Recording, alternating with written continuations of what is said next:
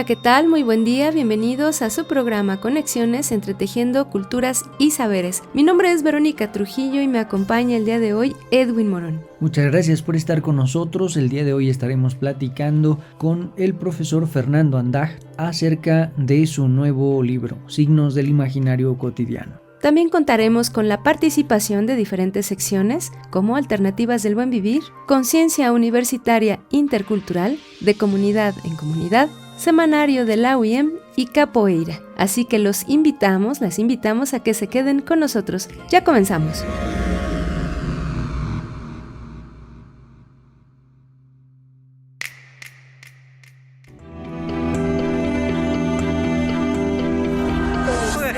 Najo Viejevi, Shimopanoltican, Chetani, Shimopanolti. Esto es Conexión. Entretejiendo culturas y saberes.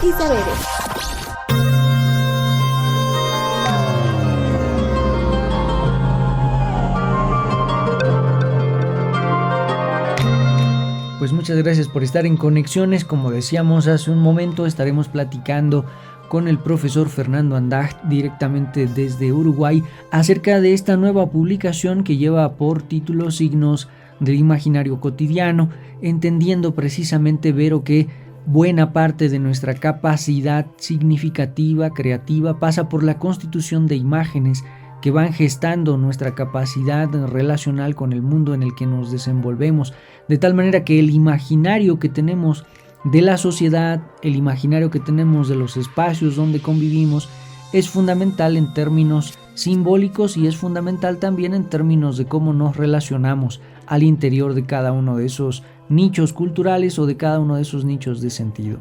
Este proceso que mencionas, Edwin, es muy importante porque me da la oportunidad de comprender cómo estos imaginarios se crean a partir de una serie de inputs, es decir, una serie de elementos, de información, de datos previos que nosotros adquirimos y que en la medida en la que vamos ganando experiencia se van configurando también a partir de nuestra propia vida, los entornos, las personas con las que convivimos, nuestras labores cotidianas, etc. Y de esa forma también los imaginarios nos dan una carga, un escenario, ¿no? un espacio, un fundamento para desde ahí construir nuevas formas simbólicas a partir de ellos. Entonces, es un punto importante justamente los imaginarios simbólicos para configurar, reconfigurar, actualizar nuestro quehacer en lo cotidiano.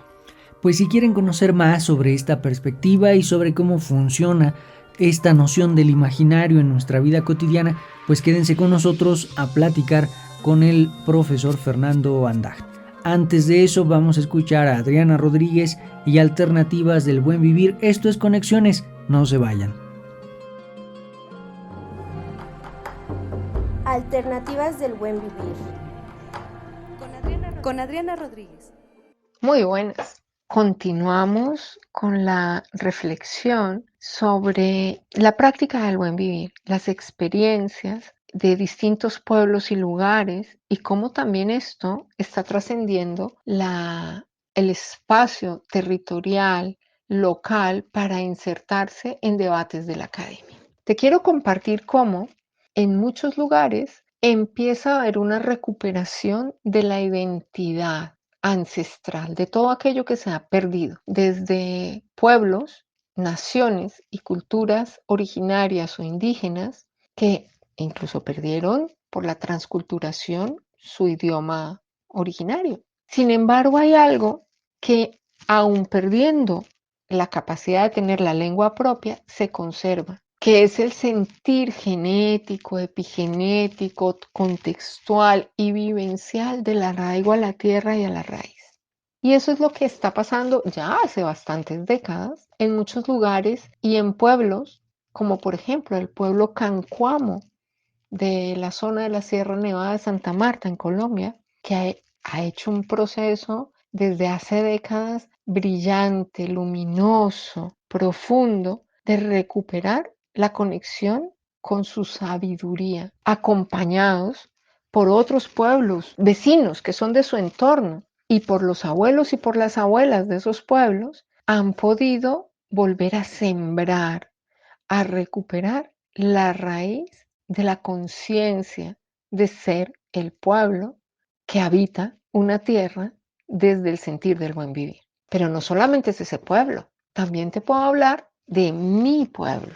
Sí, porque soy muy mestiza, tengo mezcla en la sangre, como muchos de los que pueden estar escuchándome o muchos de los que puedes conocer. Bien, en mi sangre mestiza hay sangre indígena, sangre muisca, de los Mu de la zona de Sudamérica. Y somos un pueblo y una nación que empieza a tener una recuperación que, lo confieso, cuando la empecé a escuchar hace muchas décadas me parecía una locura, porque entonces yo era más blanquita o me creía más blanquita de lo que realmente soy. Y decía, ¿cómo en una ciudad tan grande como Bogotá, que tiene más de 9 millones de habitantes, puede haber un barrio y una zona indígena en donde la gente se identifique como indígena? Qué raro. Décadas después, soy una de las que se puede identificar y se identifica como procedente de ese origen y que empieza a indagar en su árbol, en su raíz, cuál es esa procedencia. Y aunque nos parezca loco o nos pareciera en algún momento extrambótico, a día de hoy hay todo un conocimiento y unos sabios y unos filósofos ancestrales que empiezan a reivindicar la palabra de esas culturas que creíamos perdidas. Y claro que hay etnografía, búsquedas e historia de esos orígenes que son los que nos permiten explicarnos hoy, aquí y ahora. Porque cuando podemos recuperar lo que somos, podemos empezar a hacer el cambio, hacer la renovación y hacer desde la raíz y la esencia seres del buen vivir. Alternativas del buen vivir. Con Adriana Rodríguez.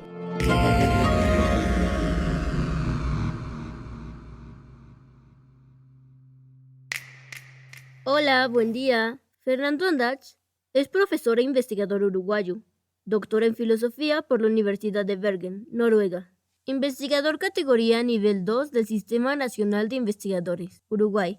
Profesor titular G5 y coordinador del Departamento de Teoría y Metodología en la Facultad de Información y Comunicación, Universidad de la República, Montevideo. Doctorado en Comunicación Social, Universidad Nacional de Córdoba, Argentina. Cuenta con 10 libros, siendo el más reciente En la cocina del sentido, análisis semiótico de la comunicación política en las internas uruguayas, 2014.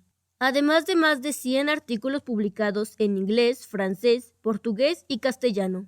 Su especialidad es el estudio semiótico de la comunicación, de la representación de lo real en medios audiovisuales y el análisis de los signos electorales. Volvemos con ustedes.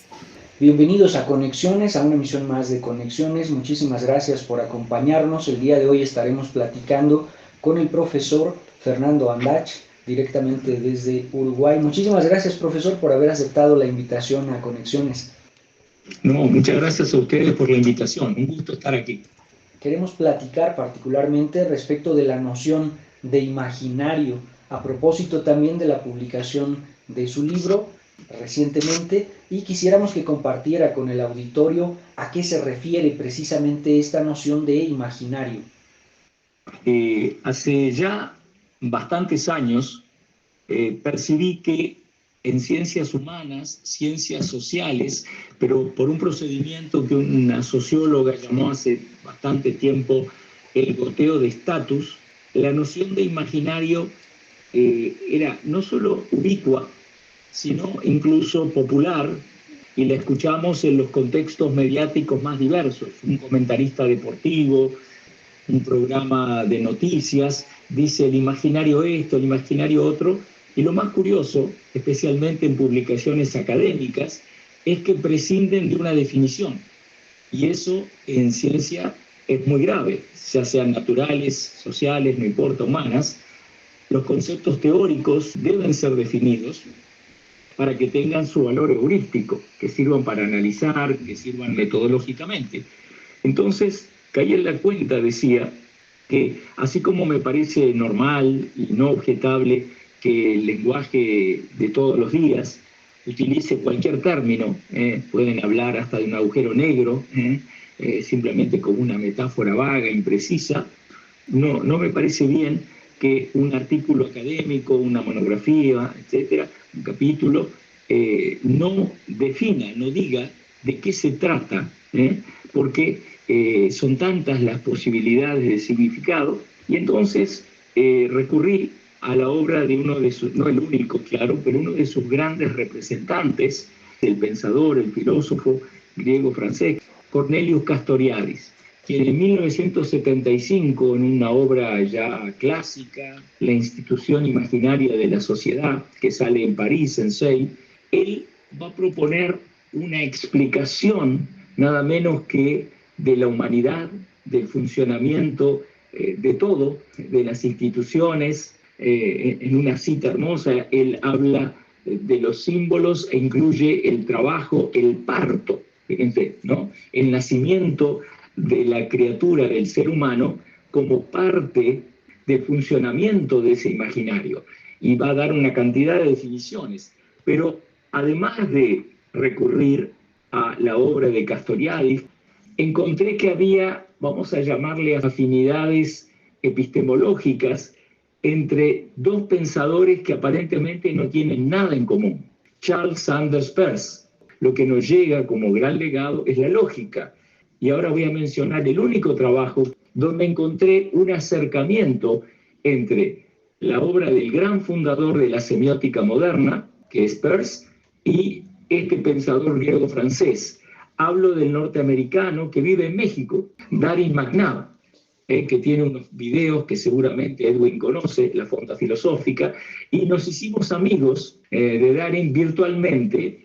Él me empezó a consultar cuando estaba produciendo una traducción estupenda de lo que se llamó en inglés The Essential Peirce, y él lo traduce, si no me equivoco, para Fondo de Cultura Económica, una de esas grandes editoriales, y tiene la confianza en mí. Entonces, qué alegría fue cuando encontré hace poco, mirando el currículum del amigo Darin McNabb, un texto de 2008 titulado Prolegómeno a una ontología para el nuevo milenio, Peirce y Castoriadis. Me encantó encontrarlo. Está en un libro, Fragmentos del Caos, Filosofía, Sujeto y Sociedad en Cornelius Castoriadis. Entonces, me gustaría resumir qué reúne a dos intelectuales separados en el tiempo. Que yo sepa, Castoriadis nunca cita a Peirce, y obviamente ya había muerto hace mucho Peirce como para conocer la obra de Castoriadis. Pero, ¿qué une a estos dos? El gran aporte de Castoriadis es esa noción de lo imaginario, que es una traducción del griego fantasia, ¿no? O sea, lo que el ser humano es capaz de, como diría Peirce, soñar. Porque ¿de qué habla en ese texto maravilloso? Habla de la generalidad, que en Castoriadis se llama lo simbólico. Pero él agrega algo que muestra la modernidad, o mejor, la posmodernidad de la semiótica de Peirce y su afinidad enorme con el imaginario social de Castoriadis. Dice, todo comienza con un sueño. ¿Qué es ese sueño? Es la fantasía. Sin ese sueño, dice Peirce, no hay nada. Es decir, no sé, un antojo, un capricho, ¿no? Sin ese capricho, sin ese deseo. Y termino la referencia y la respuesta con una frase sorprendente de Peirce. Dice, no hay nada que pueda describirse como un deseo único, singular. Todo deseo es general. Y sin eso, dice Castoriadis, ¿qué es lo que hace que no seamos iguales a los egipcios? No es solo el tener esto, es el que hay una capacidad de cada sociedad de ir imaginando lo nuevo, de ir imaginando el cambio, de ir imaginándose diferentes, y esa imaginación luego, a veces con más dificultad, hay revoluciones, hay sangre, hay esfuerzos colectivos, va a ir alcanzando esa utopía, esa fantasía, ¿no es cierto? Entonces, cierro diciendo que considero que el imaginario social es ese poder muy grande de lo que Peirce llama en su sistema lo cualitativo, la posibilidad, el posibilismo. En Castoriadis es la capacidad imaginante, va más allá y dice, no alcanza la determinación material. El ser humano no es determinista, no hay una determinación cerrada. ¿Y qué abre el mundo? La imaginación. ¿Sabías que la Universidad Intercultural del Estado de México imparte la maestría en Interculturalidad para la Paz y Conflictos Escolares? A través de la cual busca formar profesionales capaces de prevenir conflictos para vivir en un entorno pacífico entre culturas y sociedades. ¿Qué esperas para ser parte? Inscríbete.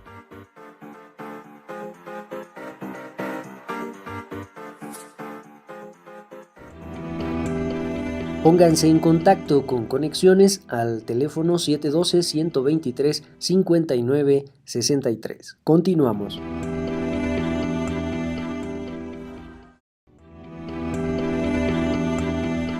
Escríbenos conexiones.ci@uyem.edu.mx.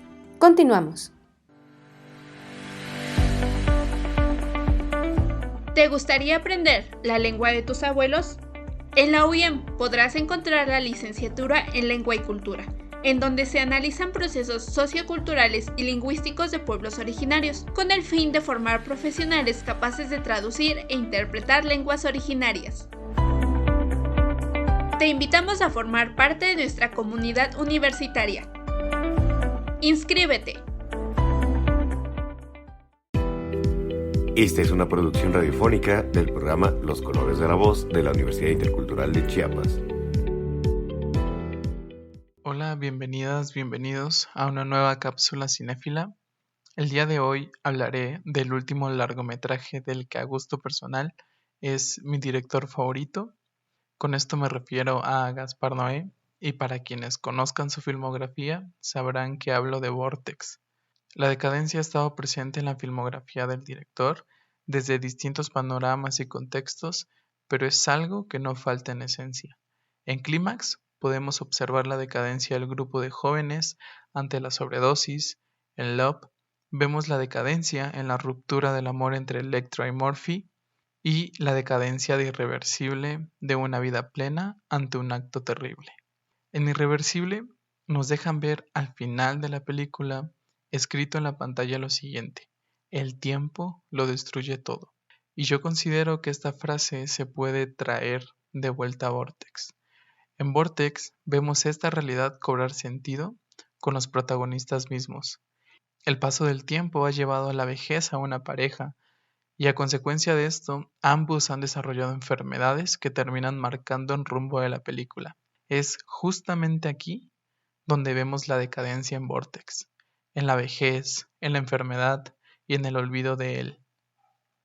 Gaspar Noé se ha caracterizado por ser provocativo y explícito, y aunque en Vortex pareciera se aleja de las luces neón, de los rojos y azules incandescentes, de lo explícitamente provocativo, sigue siendo crudo al mostrar las cosas, tal como fue con su mítica escena de 9 minutos en Irreversible, lo es al momento de retratar la vida cotidiana de Louis y él, y su aproximación a la muerte.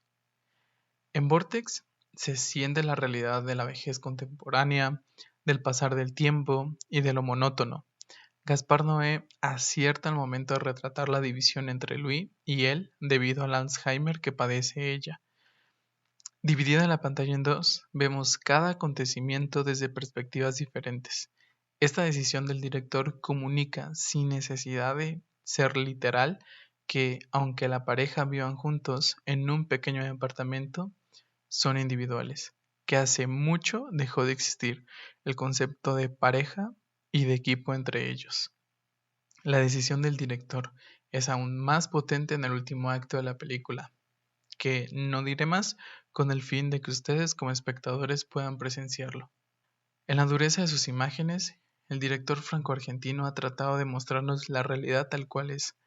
Para mí, es una invitación a un cuestionamiento de lo duro, doloroso o grotesco que pueden llegar a ser ciertos actos en la vida, y aunque en películas anteriores nos muestra realidades más aterrorizantes, en Vortex nos otorga lo que para mí es una realidad que causa mucho más temor. Vortex se encuentra disponible en Movie, si tienen la posibilidad de verlo, Les invito a que no dejen pasar esa oportunidad. Y con esto hemos llegado al final de esta cápsula. Espero que les haya gustado y que nos puedan acompañar en la siguiente. Por los colores de la voz, Manuel Moreno. Esta es una producción radiofónica del programa Los Colores de la Voz de la Universidad Intercultural de Chiapas.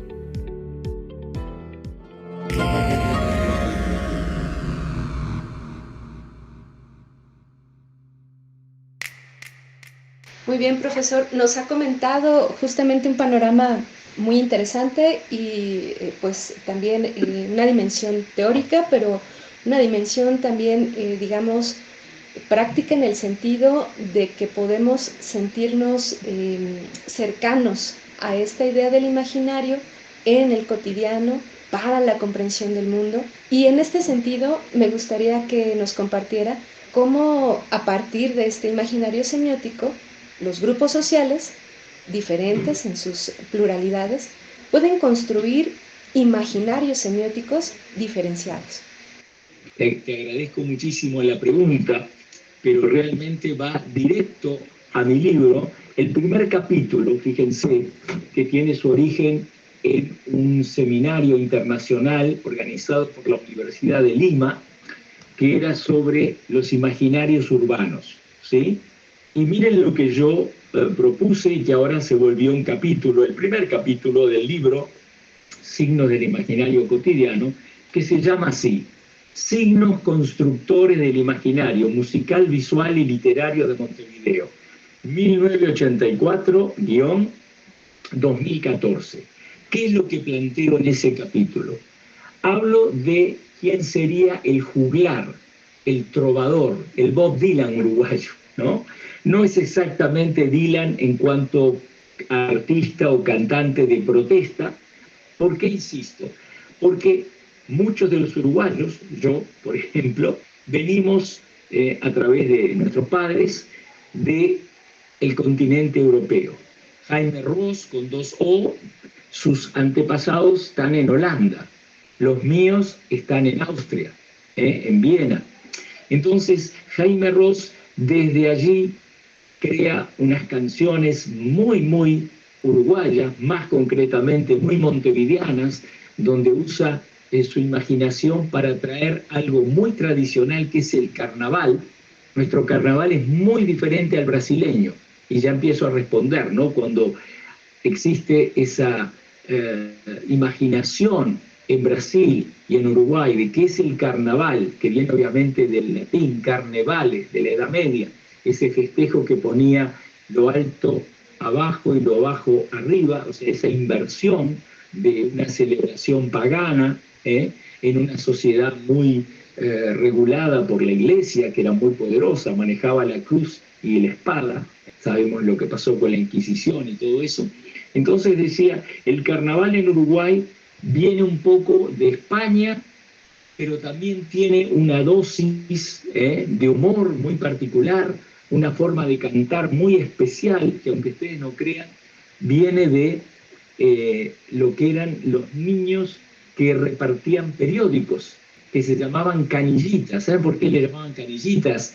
Porque andaban de pantalón corto y se le veía la canilla, es decir, arriba del pie, la parte finita, y ellos decían así, diario, diario, gritaban de cierta manera y de una manera nasal, decían, a lo diario, así.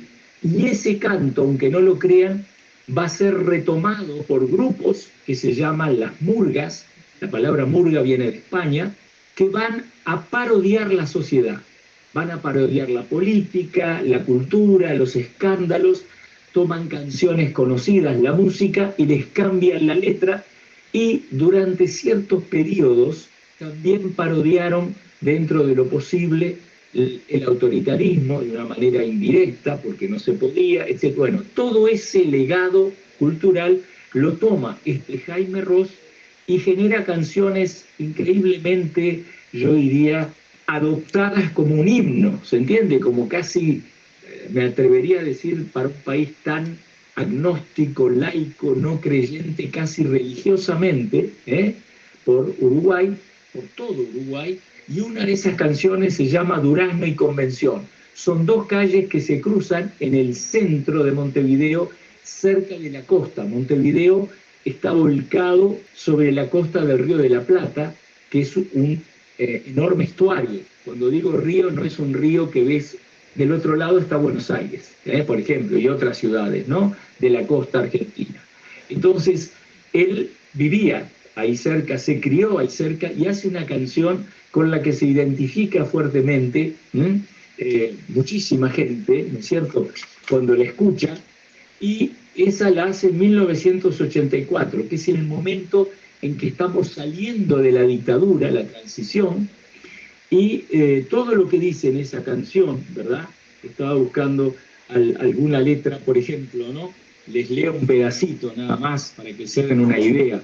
Dice: de chata figura, de amarga dulzura, son Sur y Palermo rivales y hermanos que cruzan Durazno camino del mar. Barrio Sur y Barrio Palermo son barrios donde tradicionalmente vivieron los descendientes, todavía viven, de los esclavos africanos. Aquí no hubo grandes plantíos como en Brasil, de azúcar, caña de azúcar, de algodón, de tabaco. Es todo más pequeño, pero sí trajeron esclavos, y ellos nos dieron el candombe, que es una música afro, que se parece a una música que hay por el Caribe, pero no es igual. Entonces acá dice que el barrio Sur y el barrio Palermo son rivales y hermanos porque están cerca, y la canción, les recuerdo, se llama Durazno, como la fruta, es una calle, y Convención, que alude a la Constitución, que ¿no? Hay una convención que hace la primera Constitución y dice Camino del Mar. Y acá viene, muy lindo el final, termina diciendo: un día te veré contento, el día que te abrace el viento, de Durazno y Convención. Ahí hay una especie de profecía de lo que será Uruguay de nuevo cuando no haya más dictadura. Recuerden que fue publicada en 1984 y recién en el 85 vuelve la democracia. Parece poco tiempo, pero era interminable hasta llegar a la libertad. ¿Y con qué comparo? Analizo esa canción, analizo un video muy económico, hecho en un rato, increíble para lo que es hoy, con un homenaje que hacen un grupo de indios de la India que trabajan en un lugar que se llama Zona América. En México debe haber también un lugar donde no se les cobra impuestos, donde hay una serie de empresas que vienen de la India, de otros lugares, y vienen empleados de la India. ¿Y saben lo que hacen ellos? Hacen un video en 2014, o sea, 30 años después, con un homenaje a Montevideo y con la música de Pharrell Williams, Happy, y van bailando toda la ciudad. Bailan bailes hindúes, bailan tango, bailan con la gente y tienen como una especie de magnetismo por la costa, porque es muy linda. Bailan allí, pero bailan en el centro de la ciudad, bailan con uruguayos, bailan entre sí. Hay un cartel, vieron como el de Hollywood, que ahora se usa, que dice Montevideo, con grandes letras. Empieza el video con ellos parados en el cartel de Montevideo haciendo una coreografía. Entonces yo digo, esas dos canciones, una es un tributo de un cantante que vivió amargamente muchos años ese exilio voluntario, y 30 años después estos indios no se sienten integrados a una sociedad que no los hace sentir mal en su piel, literalmente. Y entonces deciden hacer este lindísimo homenaje. Entonces yo comparo esos dos imaginarios. Uno exotópico, que viene de afuera, que nos mira desde la India, y el otro que se tuvo que trasplantar a sí mismo desde Europa, y desde allí tiene ese sueño de cuando, como dice acá, podamos abrazarnos de vuelta. Con esto lo que quiero decir es que el arte, la música popular, este es un cantante inmensamente popular, Jaime Ross, nos dan una representación icónica, como diría Peirce, cualitativa.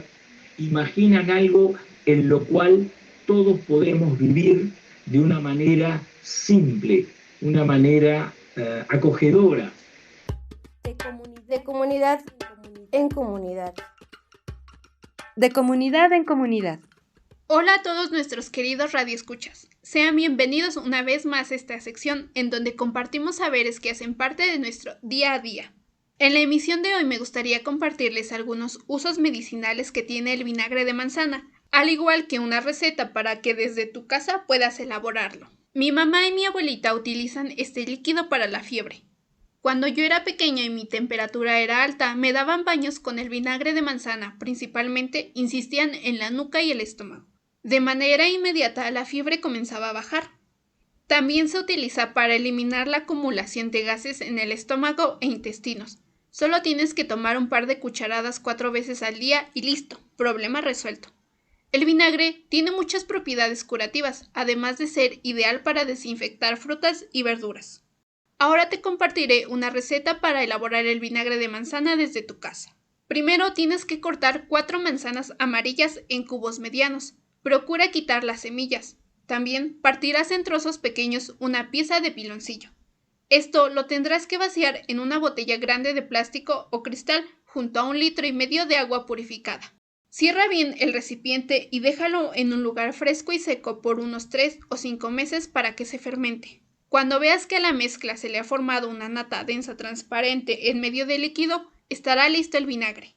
A esta nata se le conoce como gusano, el cual es un nematodo nacido de la fermentación de los ingredientes. Con él podrás preparar más vinagre en menor tiempo. Solo lo lavas con agua, lo colocas en la misma botella con más piloncillo, manzanas en cubos y medio litro de agua. Eso ha sido todo por hoy. Agradecemos su atención y esperamos que la información sea útil para tu día a día. Pokumborgiara Mashko. Adiós.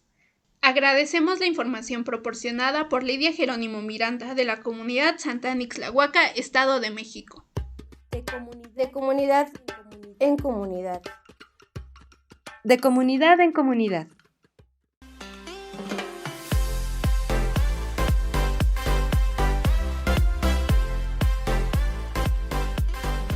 Si estás interesado en el ámbito de la salud y también te interesa la tradición de nuestros abuelos y abuelas, entonces probablemente Salud Intercultural sea la licenciatura que tú estás buscando, pues se pretende formar profesionales en el área de la salud con excelencia académica, alto sentido humanista y reconocimiento y respeto a usos y costumbres de su entorno.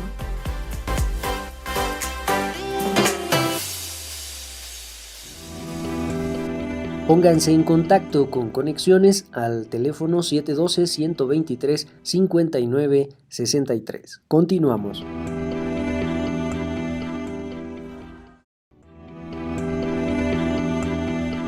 Escríbenos conexiones.ci@uyem.edu.mx. Continuamos. La UIEM cuenta con la licenciatura en Arte y Diseño, en donde aprenderás a producir piezas artísticas y de diseño. De igual manera podrás gestionar proyectos para difundir conocimientos y valores propios de las comunidades mediante la aplicación de técnicas artesanales. Forma parte de nuestra comunidad estudiantil. Inscríbete. Semanario de la Universidad Intercultural del Estado de México.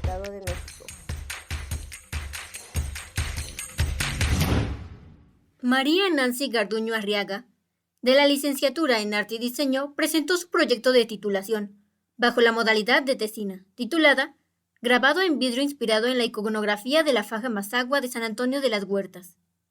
Tomó protesta ante el sínodo presidente maestro Christopher Aquino Campuzano, secretario maestro Edgar Alejandro Guadarrama Rueda y vocal Dr. Geoffrey Fernando Flores Miranda, quienes aprobaron por unanimidad. Sharon Blas Durán, de la licenciatura en Lengua y Cultura, presentó su proyecto de titulación bajo la modalidad de producción de material didáctico, titulado Iñago,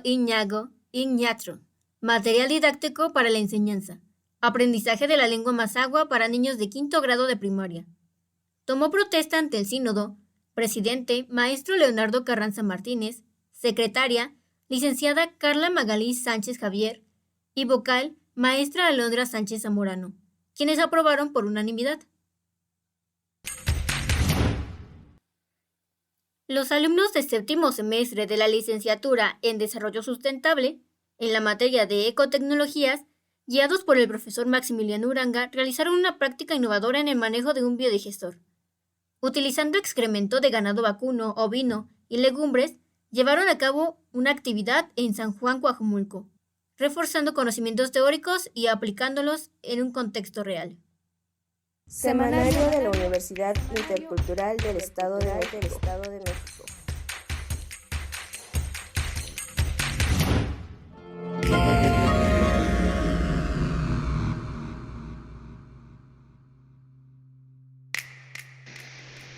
Muchas gracias, profesor Andacht. Muchas gracias por compartirnos estas reflexiones. Eso me lleva justo a esta otra cuestión que queremos plantearles. Si bien el imaginario es una forma de apropiarnos, una forma, como señalaba, de imaginar el mundo, y en ese sentido pues se pueden diferenciar entre grupos, entre sociedades, etc.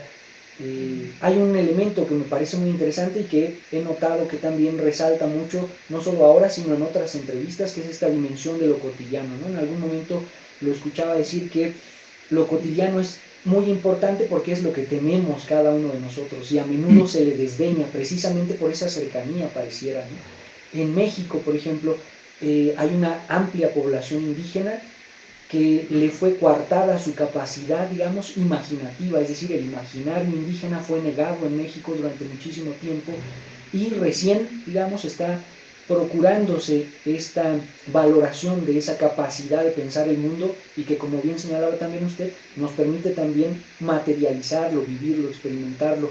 Yo quisiera también que hiciera énfasis un poco más, porque es importante entonces, tomando como horizontes estas dimensiones, porque es importante pensar en la configuración de los imaginarios cotidianos en nuestras sociedades latinoamericanas. Si me permiten, voy a hacer una suerte de comparación que quizás ustedes no compartan, tienen todo el derecho, pero he escrito varias decenas de ensayos que he publicado en una revista en línea que se llama Extramuros Revista, y me permitiría, Edwin, hacer, decía, una equivalencia infeliz e incompleta y fallida, como toda analogía o equivalencia, ¿verdad? No todas las metáforas son felices, no todos los símiles son adecuados, pero me voy a alargar. Así como tú decías que hay una población marginada a la que no se le permite compartir en igualdad de condiciones, o sea, suena a una injusticia social, ¿verdad? Una discriminación. Esa fantasía que es tan válida como la de cualquier grupo. Un profesor que tuve durante la maestría en lingüística decía que el que tiene la cuchara de oro siempre tiene la lengua, el idioma de oro, es decir, el que tiene más dinero es el que habla del mejor modo, es el que todos quieren imitar, es el que todos le quieren vender cosas, ¿verdad? Y pasa a ser como el canon, el modelo, ¿no? Y al revés también, es decir, una población estigmatizada, secundarizada. Y miren cuál es la equivalencia que me atrevo a plantearla, repito, no para que ustedes estén de acuerdo, pero he pensado mucho, por lo menos esa es mi defensa, la he pensado mucho y la he escrito bastante. El 13 de marzo de 2020, hasta hoy diría, no ha habido un cambio radical.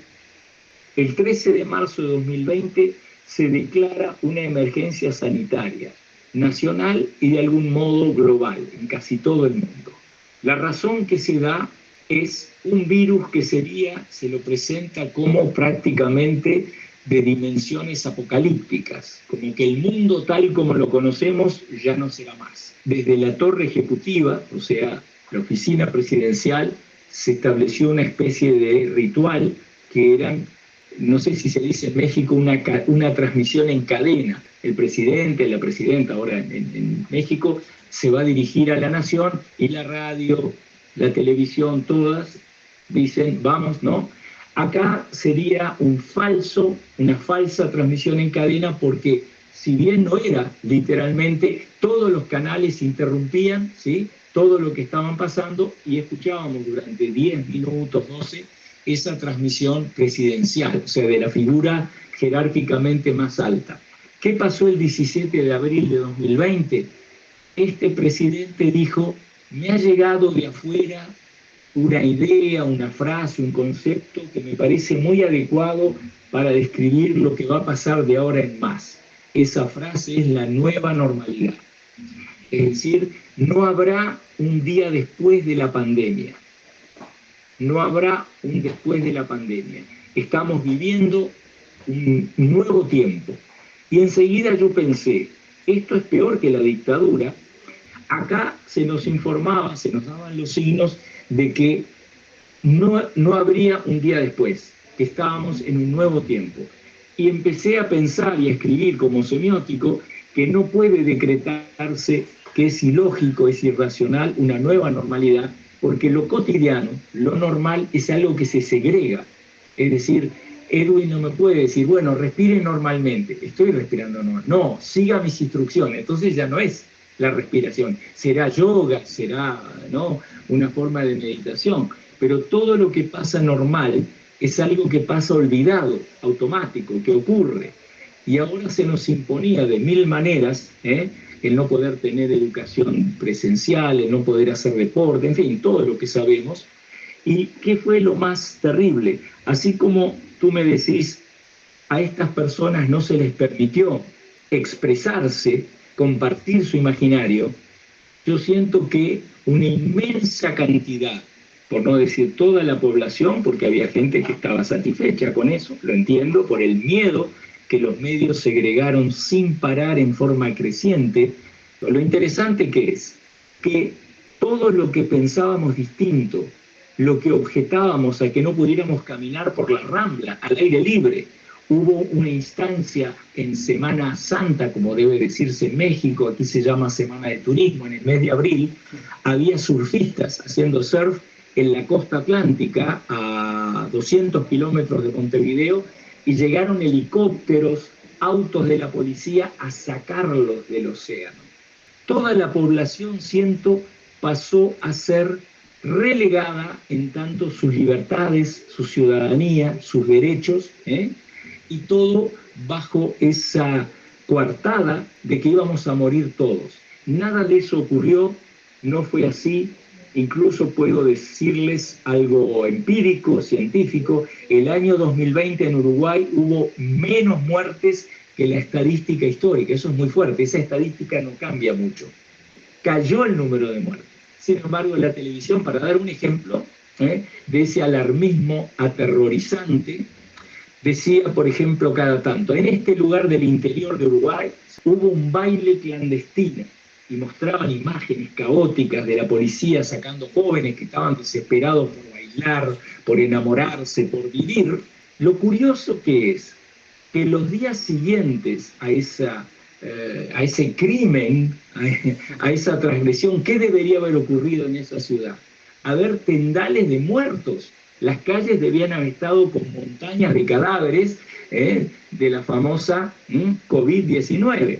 Y no pasaba eso, pero qué curioso, los medios nada decían. Simplemente volvían a decir, hubo una fiesta clandestina terrible donde estos jóvenes irresponsables y criminales, qué sé yo. Entonces, ¿a qué voy? A que esa experiencia que tradicionalmente han vivido minorías, por su raza, su etnia, etc., yo creo que se expandió al planeta. Por primera vez, el planeta fue condenado a una suerte de gueto, a una suerte de aislamiento. Se pedía el aislamiento. Ahí ocurre algo que no se ha teorizado todavía. Ha sido tan grande el imaginario social, planetario, más que social, del terror sanitario. Qué herida profunda se le hizo al imaginario social ciudadano democrático. Se extirpó, se canceló, se suprimió el debate. Había en Uruguay, en Montevideo, desde las 7:30 de la mañana hasta la medianoche, no sé, no exagero, 8 horas dedicadas a noticias, a comentarios. Nunca hubo un debate, ¿no es curioso? No hubo dos científicos que opinaran distintos. La ciencia alcanza a tomar cualquier revista académica vas a tener un artículo que dice una cosa y otro que dice sí pero no, que discrepa, que disiente. Hubo un monólogo masivo y ese imaginario orwelliano es el que todavía vivimos, porque no se ha hecho ninguna, por lo menos en mi país, y que yo sepa, en otros no mucho, no se ha hecho ninguna autocrítica, se considera que todo se hizo bien, y creo que eso no es verdad. Entonces, volviendo al inicio, esa clausura o esa opresión de esos grupos nativos, indígenas de México, fue una situación que me atrevo a comparar, yo sé que toda comparación es ingrata, pero de algún modo todos fuimos callados, silenciados, porque solo desde la catacumba de Internet, de las redes, era posible decir algo, pero ni siquiera, porque se inventó el fact-checker, el verificador. ¿Y quién verifica el verificador? Y todavía hoy está eso de cancelar en Facebook, en Instagram, donde sea, en YouTube. Creo que ese es uno de los legados tristes, funestos, de esa declaración mundial de una enfermedad que se agigantó, que se usó como una especie de arma ideológica terrible para aterrorizar a los pueblos. Pues me parece un ejercicio esclarecedor esta reflexión que nos propone sobre la importancia que tiene precisamente la dimensión de lo imaginario en la vida cotidiana, la dimensión de la cotidianidad imaginada y pensada. Evidentemente genera un modo de vivir, genera un modo de ser, genera un modo de estar específico, y un elemento que me parece importantísimo también es esta capacidad de disonancia que hay en todo proceso comunicativo y que se puede pensar y que se puede percibir a partir del entorno en donde estamos situados. Pues le agradecemos muchísimo, profesor Andach, esta charla, y seguramente quedamos pactados para poder seguir dialogando en otra ocasión sobre este tema de la clausura, sobre este tema también de cómo se van generando ciertas condiciones para clausurar, para ocultar, para seguir minimizando la diversidad que caracteriza un mundo como el nuestro, un mundo vivo. Les agradezco muchísimo la oportunidad de hablar aquí desde Montevideo, de mi libro y de las ideas estas, algunas seguramente muy equivocadas, otras quizás menos, pero siempre es bueno este intercambio. Muchas gracias. Pues muchísimas gracias también a usted, profesor, y estamos en próximos diálogos. Muchas gracias. Entre cielo, agua y tierra. Resignificación de los paisajes bioculturales. Reconocimiento y codiseño para su conservación por los pueblos originarios. Colectivo de investigación e incidencia. Como les comentaba, después de esta etapa de codiseño, otra etapa muy importante es la de el plan de acción participativo. Es muy importante porque ya después que este colectivo de trabajo definió estas grandes estrategias en el codiseño, pues esta etapa importante de planeación de acción es quién lo va a hacer, cuándo lo va a hacer, para que entonces todo el colectivo participe, se sienta parte del trabajo que se tiene que hacer y para que se logren las metas de este proyecto. Entonces, para eso, el día 21 de mayo se llevó a cabo un taller dialógico que tenía por objetivo implementar la estrategia del codiseño a través del plan de acción participativa en el paisaje biocultural prioritario, que en este caso fue con el elemento agua, pues para atender todas las problemáticas que están relacionadas a este elemento y que se pueda lograr su resignificación. Entre cielo, agua y tierra.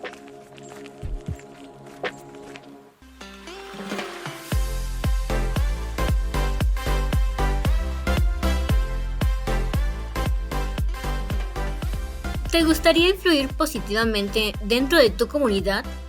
Si es que te gusta la biología y los ecosistemas, entonces en Desarrollo Sustentable vas a tener la oportunidad de integrar el conocimiento tradicional y el científico en un diálogo intercultural, interdisciplinario y con perspectiva de género.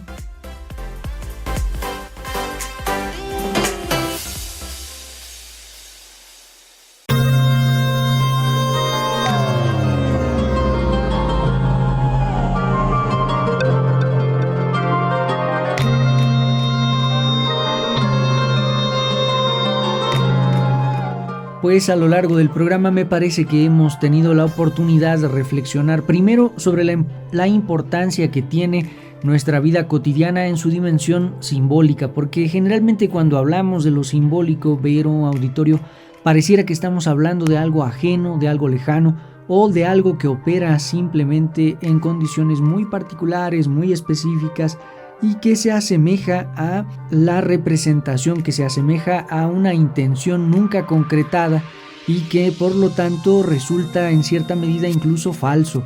Entonces, cuando hablamos de lo simbólico, cuando hablamos de la capacidad representativa que tiene nuestra manera de relacionarnos con el mundo, tendríamos que pensar un poco más en que esa capacidad nos da también elementos, habilidades, herramientas para relacionarnos, para vernoslas con el día a día.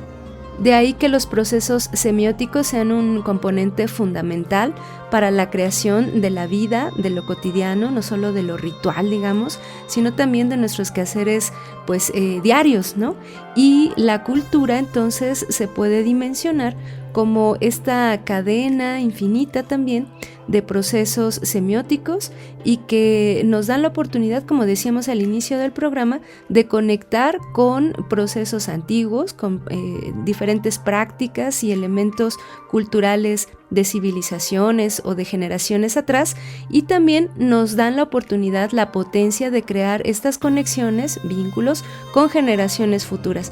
De esa manera me gusta pensar también la dinámica cotidiana que tenemos hoy en día para establecer relaciones con las prácticas rituales, las prácticas ceremoniales que podemos entender no han pasado, digamos, al olvido, sino que tienen una regeneración constante en la medida que las practicamos y que conformamos estos imaginarios simbólicos justamente. Precisamente entender que la potencia de lo simbólico juega en diferentes terrenos y pasa también por diferentes mediaciones. Los medios de comunicación, nuestra relación política, nuestra relación comercial, nuestra relación cultural, etcétera, una gran gama de posibilidades a partir de las cuales ponemos en juego nuestra capacidad imaginativa, nuestra capacidad de crear elementos sígnicos que nos hagan la vida más asequible, más simple, más aprehensible para poder seguir viviéndola, habitándola y compartiéndola. Pues ha sido un placer poder compartir con ustedes este programa, esta charla. Esperamos que haya sido de su interés y agradecemos también al equipo de producción: Daniela Canuto, Daniel Vallejo, Verónica Trujillo y Edwin Morón. Muchas gracias por su escucha. Los esperamos en la siguiente emisión. Hasta la próxima.